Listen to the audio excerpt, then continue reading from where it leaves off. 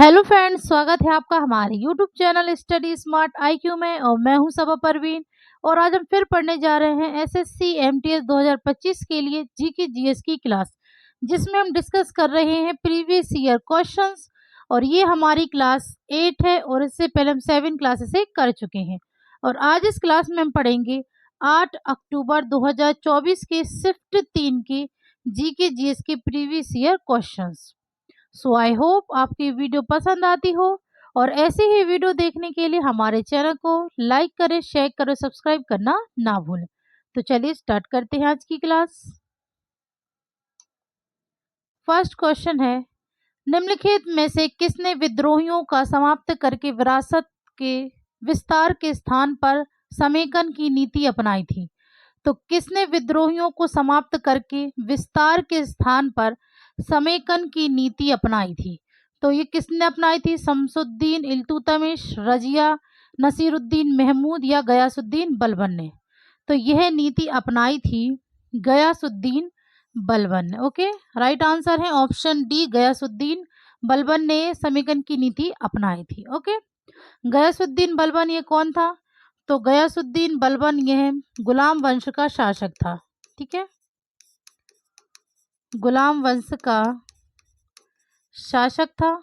इसने 1266 से 1287 तक शासन किया था। ठीक है ना, गयासुद्दीन बलबन ने 1266 से 1287 तक शासन किया। फिर बलबन इसने सिजदा और पैबोज प्रथा चलाई। ठीक है ना, सजदा और पैबोज प्रथा चलवाई थी गयासुद्दीन बलबन ने। इसने लोह और रक्त की नीति अपनाई। ठीक है, लोह और रक्त की, एक मिनट, ठीक है, इसने लोह और रक्त की नीति अपनाई थी गयासुद्दीन बलबन ने।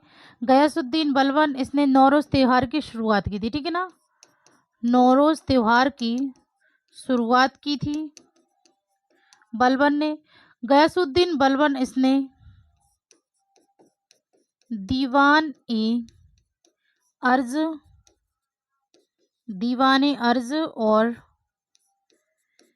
दीवान ए बजारत की शुरुआत की थी। ठीक है, दीवान अर्ज और दीवान बजारत की शुरुआत की थी गयासुद्दीन बलबन ने। ठीक है, गयासुद्दीन बलबन, इसे उलूग खान के नाम से भी जाना जाता था। ठीक है ना, उलूग खान। ओके, फिर अब हम बात करें ऑप्शन में शमसुद्दीन इल्तुतमिश की। तो इल्तुतमिश ये कौन था? तो इल्तुतमिश यह गुलाम वंश का शासक था।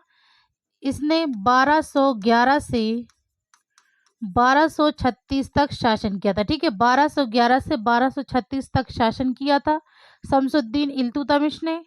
इल्तुतमिश यह कुतुबुद्दीन ऐबक का गुलाम और दामाद था। ठीक है, इल्तुतमिश यह कुतुबुद्दीन ऐबक का गुलाम और दामाद था। इल्तुतमिश इसने कुतुब मीनार का निर्माण पूरा करवाया था। ठीक है, कुतुब मीनार का निर्माण पूरा करवाया था। ठीक है, इल्तुतमिश इसने कौन से सिक्के चलवाए थे? तो इसने सिक्के चलवाए थे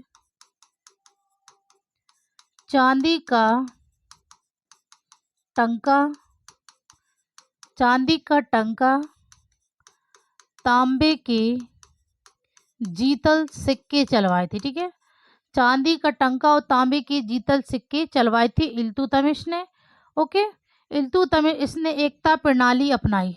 ठीक है ना, एकता प्रणाली चलाई थी। ओके, फिर हम बात करें रजिया। ठीक है, तो रजिया सुल्तान यह इल्तुतमिश की बेटी थी। ठीक है ना, यह इल्तुतमिश की बेटी थी रजिया। इन्होंने 1236 से 1240 तक शासन किया था। ठीक है, 1236 से 1240 तक शासन किया था इन्होंने। ठीक है, और यह दिल्ली पर शासन करने वाली एकमात्र मुस्लिम महिला शासक थी। ठीक है ना, एकमात्र मुस्लिम महिला शासक थी जिन्होंने दिल्ली पर शासन किया था। ओके, और रजिया सुल्तान, इन्होंने पर्दा प्रथा को अपनाया नहीं था। ठीक है, नसीरुद्दीन महमद, तो इस नाम से बहुत से लोगों को जाना जाता है, तो इसलिए इनको हम छोड़ते हैं और अब हम आगे करते हैं। ओके, चलिए तो नेक्स्ट है, निम्नलिखित में से किसी लेखक ने द नेमसेक, एन ऑक्सटमड अर्थ और द लोवलैंड उपन्यास लिखे हैं? तो किस लेखक ने द नेमसेक, अनएक्सटमड अर्थ और द लोवलैंड उपन्यास लिखे हैं? तो यह लिखे हैं झुम्पा लहरी ने। राइट आंसर है ऑप्शन बी, झुम्पा लहरी ने यह उपन्यास लिखे हैं। ठीक है, अरुंधति राय ने कौन सी लिखे हैं? तो अरुंधति राय, इन्होंने लिखा है the God of small things. Okay, फिर अरविंद अडिगा, तो इन्होंने लिखा है द वाइट टाइगर। शोभा दे, तो इन्होंने लिखा है लॉकडाउन लेसन्स। ओके, चलिए नेक्स्ट करते हैं अब हम। नेक्स्ट है, संगे मील से मुलाकात किस प्रसिद्ध संगीतक की वृत्त चित्र फिल्म है? तो संगे मील से मुलाकात ये किस प्रसिद्ध संगीतक की वृत्त चित्र फिल्म है? जकीर हुसैन, बिस्मिल्लाह खान, हरिप्रसाद चौरसिया या एम.एस. गोपाल कृष्ण? तो संगे मील से मुलाकात यह प्रसिद्ध संगीतक की वृत्त चित्र फिल्म है, तो ये है बिस्मिल्लाह खान की। राइट आंसर है ऑप्शन ए, बिस्मिल्लाह खान। बिस्मिल्लाह खान यह शहनाई वादक थे। ठीक है ना, प्रसिद्ध शहनाई वादक थे। ठीक है, फिर जाकिर हुसैन, जाकिर हुसैन, तो जाकिर हुसैन यह तबला वादक थे। हरिप्रसाद चौरसिया, तो यह बांसुरी वादक थे। और एम.एस. गोपाल कृष्ण, तो ये वॉयलिन, ठीक है ना, वॉयलिन वादक थे। ठीक है, चलिए तो हम नेक्स्ट करते हैं। नेक्स्ट है, आग्नेय अपसादी और कायांतरित चट्टानें एक सतत प्रक्रिया द्वारा परस्पर परिवर्तित होती हैं जिसे कहा जाता है? तो आग्नेय अपसादी और कायांतरित चट्टानें यह एक सतत प्रक्रिया द्वारा परस्पर परिवर्तनीय होती है जिसे कहा जाता है? तो इसे कहा जाता है शैल चक्र। ओके, राइट आंसर है ऑप्शन सी, शैल चक्र। चलिए नेक्स्ट करते हैं। नेक्स्ट है, भारतीय संविधान के अनुच्छेद 360 के तहत निम्नलिखित में से किस प्रकार की आपातकाल की घोषणा की जाती है? तो भारतीय संविधान के अनुच्छेद 360 के तहत किस आपातकाल की घोषणा की जाती है? तो ये की जाती है वित्तीय आपातकाल की घोषणा। ओके, राइट आंसर है ऑप्शन बी, वित्तीय आपातकाल की घोषणा की जाती है। और अभी तक भारत में एक भी वित्तीय आपातकाल की घोषणा नहीं हुई है। ठीक है, राज्य आपातकाल यह किस अनुच्छेद में आता है? तो ये आता है अनुच्छेद 356 में। राष्ट्रीय आपातकाल, तो यह आता है अनुच्छेद 352 में। ठीक है, और संवैधानिक आपातकाल यह राज्य आपातकाल का ही एक शब्द है। ओके, चलिए तो नेक्स्ट करते हैं। भारत में राष्ट्रीय एकता दिवस कब मनाया जाता है? तो भारत में राष्ट्रीय एकता दिवस कब मनाया जाता है? 26 जनवरी, 31 अक्टूबर, 2 अक्टूबर या 14 नवंबर? तो भारत में राष्ट्रीय एकता दिवस यह मनाया जाता है 31 अक्टूबर को। ओके, राइट आंसर है ऑप्शन बी, 31 अक्टूबर को भारत में राष्ट्रीय एकता दिवस मनाया जाता है। ठीक है, राष्ट्रीय एकता दिवस ये इस दिन किसकी जयंती रहती? तो ये रहती है सरदार वल्लभ भाई पटेल की। ठीक है ना, सरदार वल्लभ भाई पटेल की जयंती 31 अक्टूबर को रहती है, जिस दिन राष्ट्रीय एकता दिवस के रूप में मनाया जाता है। ओके, फिर 26 जनवरी, तो 26 जनवरी को गणतंत्र दिवस मनाया जाता है। ठीक है, गणतंत्र दिवस मनाया जाता है और इसी दिन भारत का संविधान लागू हुआ था। ठीक है ना, भारत का संविधान लागू हुआ था। ओके, फिर 2 अक्टूबर को गांधी जयंती के रूप में मनाया जाता है, गांधी जयंती। ठीक है, 2 अक्टूबर को गांधी जयंती रहती है, तो इसे मनाया जाता है अंतर्राष्ट्रीय एकता दिवस के रूप में, ठीक है, अंतर्राष्ट्रीय एकता दिवस के रूप में इसे मनाया जाता है। ओके, फिर 14 नवंबर को, तो 14 नवंबर को बाल दिवस के रूप में मनाया जाता है। और ये किसकी जयंती पर, तो यह मनाया जाता है पंडित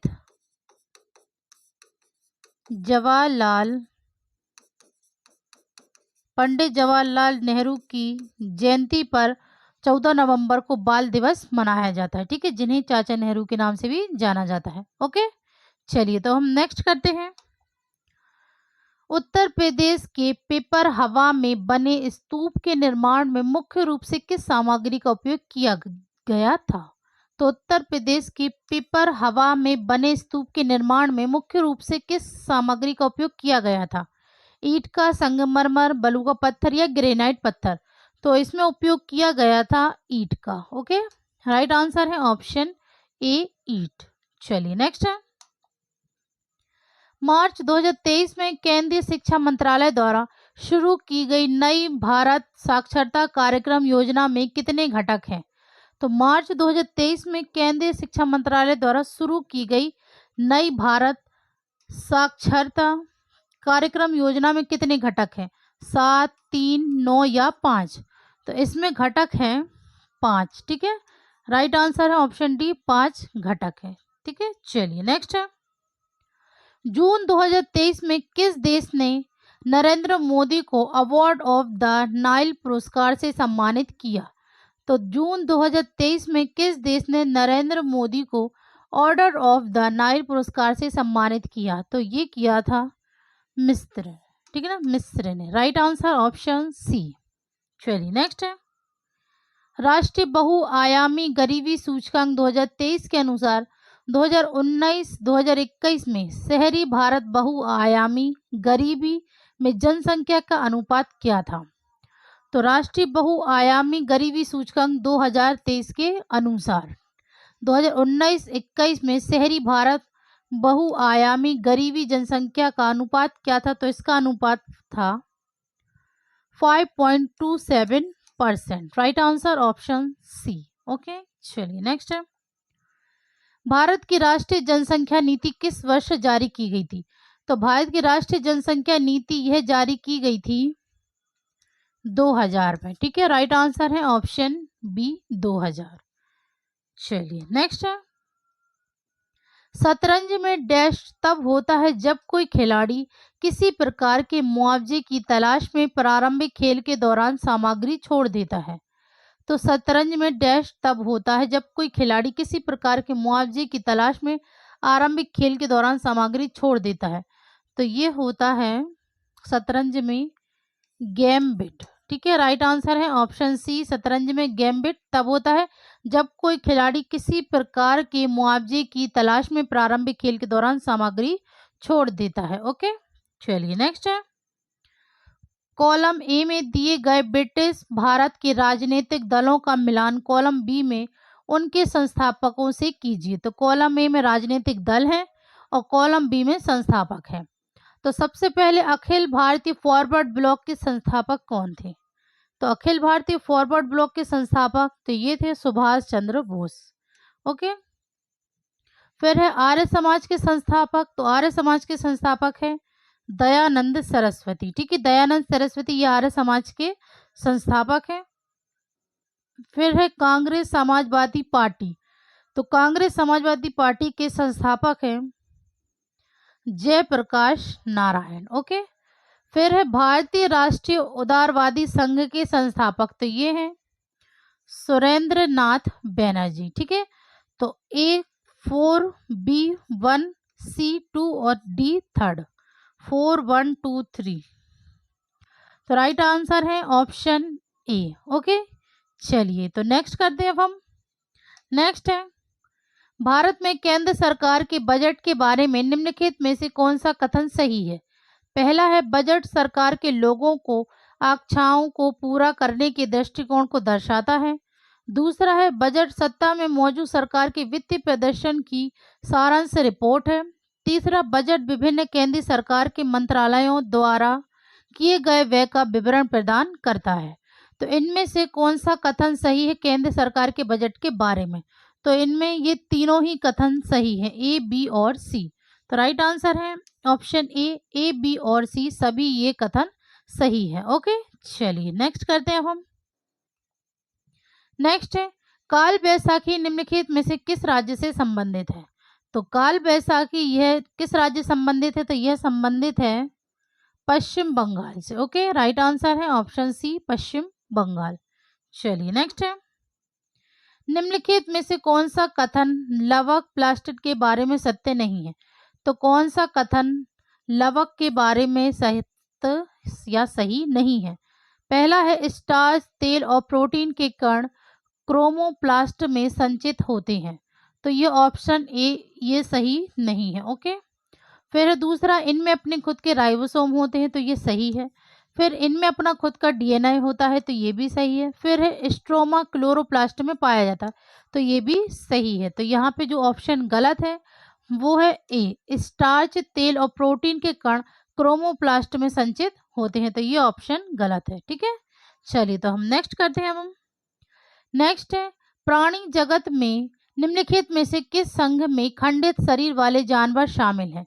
तो प्राणी जगत में किस संघ में खंडित शरीर वाले जानवर शामिल हैं? तो यह शामिल है एनेलिडा में। ठीक है ना, राइट आंसर है ऑप्शन सी, एनेलिडा संघ में खंडित शरीर वाले जानवर शामिल हैं। ओके, चलिए नेक्स्ट है निम्नलिखित में से कौन सा भारत के लौह युग से संबंधित नहीं है?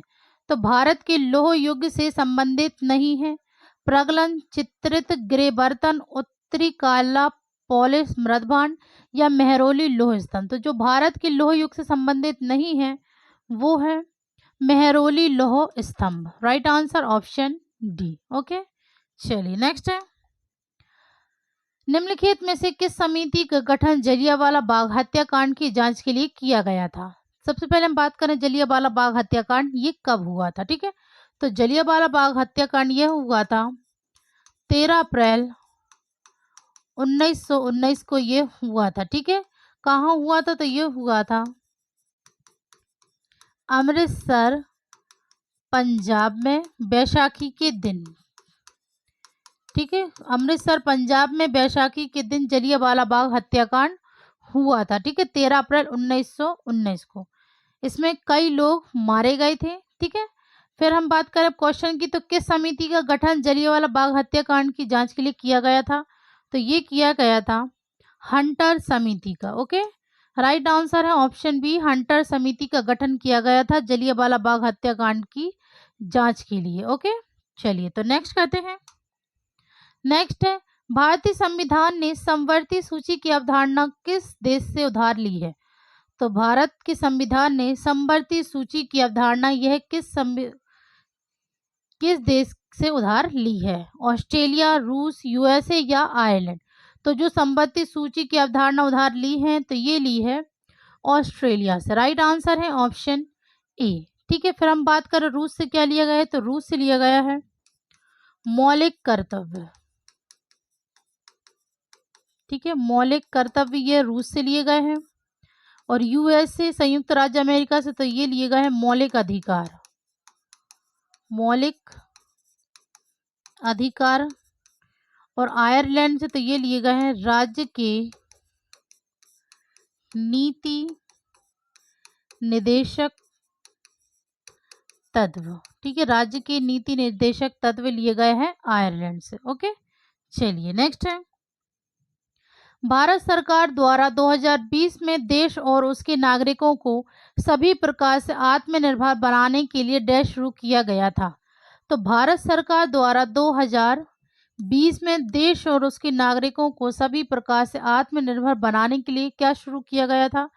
तो ये शुरू किया गया था आत्मनिर्भर भारत अभियान। ओके, राइट आंसर है ऑप्शन डी, आत्मनिर्भर भारत अभियान की शुरुआत की गई थी 2020 में। फिर हम बात करें स्मार्ट सिटी मिशन की शुरुआत कब हुई थी? तो ये हुई थी 25 जून 2015 में। स्वच्छ भारत मिशन की शुरुआत तो ये हुई थी 2 अक्टूबर 2014 को। फिर डिजिटल इंडिया मिशन तो ये हुआ था 1 जुलाई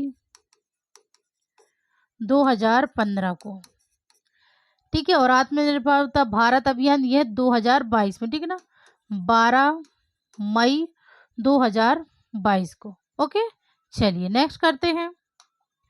नेक्स्ट है, निम्नलिखित में से कौन सा युद्ध नृत्य नगा उत्सव में किया जाता है और नागालैंड की जनजातियों द्वारा किया जाता है? तो कौन सा युद्ध नृत्य जो कि नगा उत्सव में किया जाता है और नागालैंड की जनजातियों द्वारा किया जाता है? तो यह जो युद्ध नृत्य है यह है रंगमा, ठीक है। राइट आंसर है ऑप्शन सी, रंगमा। ओके, चलिए नेक्स्ट है। दिसंबर 2023 में प्रो कबड्डी लीग का कौन सा संस्करण शुरू हुआ था? तो दिसंबर 2023 में प्रो कबड्डी लीग का संस्करण शुरू हुआ था, तो ये हुआ था 10वां यानी कि 10th। Right answer option C. चलिए नेक्स्ट है।